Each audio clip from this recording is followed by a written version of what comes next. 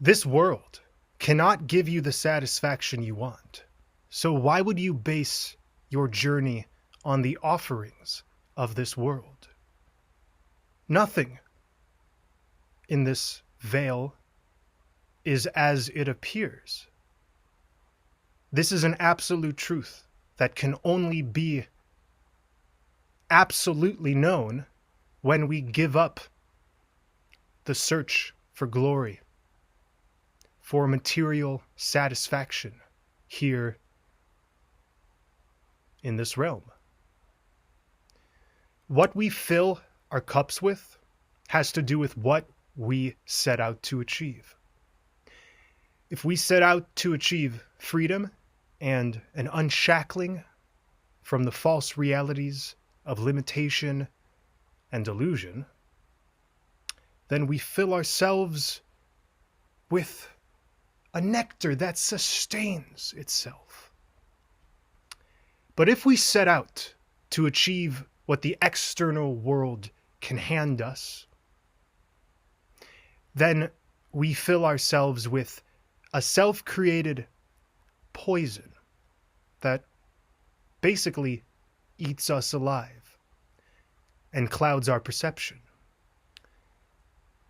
Following material, carnal desire or pleasure fatigues us. We get sick from our own disregard for the eternal in favor of the temporary. So, how do we get out of illusion? Through detachment. By being absolutely insistent that illusion is to be abolished in our experiences, we take away our consent to the cravings the mind fabricates. I have a tip for you. Impersonal reflection. I suggest to look at yourself not through the lens of your mundane, linear experiences that suggest you're only a human with an exact story and an exact identity, but instead reflect on your life as if you're observing it without any attached emotion. We can best discern when we step back and allow an impersonal reflection to occur. The stories we tell ourselves about the world and about our lives are not true. Those attached to the world have a story within their heads, always. Always. A story that is attached to particular events and people that supposedly make up one's story. This story may claim, I was born. These people are my family. This is my job. These are my interests. This is what has happened. Time has led me from point A to point B, and now I'm going to point C. But these are just stories we tell ourselves. These are just stories. We hold on to these narratives only when we are not enjoying the real bliss that the innermost self unveils for us. In this land of soul schooling, we are able to watch movies. And a movie has a very particular series of events. Most cannot be cut out from a movie in order for the end to make sense. But the difference between the constitution of us and of a movie is that we don't end. We are eternal beings in flesh suits. So unlike a movie, we don't need to cling to any narrative in order to make sense of ourselves. We can only make sense of ourselves if we are dedicated to that innermost self, which, when unlocked,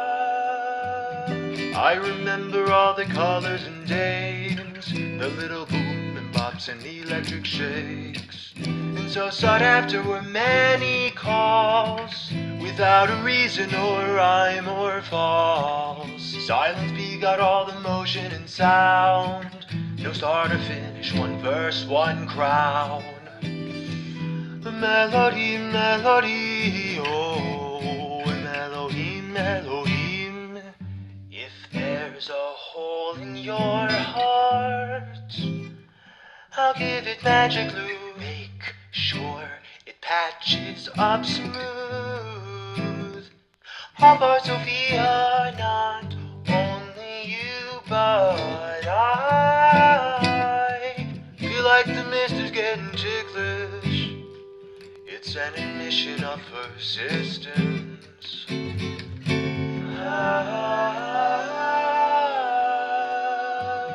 I remember all the colors and days, the little blooms and pops and etheric cakes. The tree of life was inside us all, without a reason or rhyme or stall. Silence begot all the motion and sound, no start or finish, one verse, one crown. A melody, melody, oh, a melody, melody.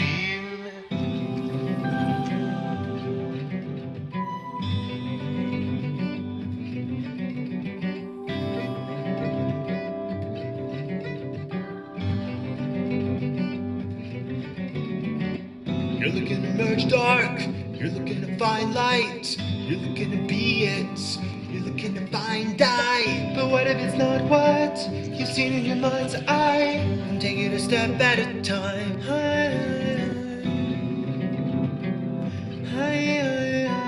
The battle wasn't true, and now you're not into Sophia, Sophia, Sophia.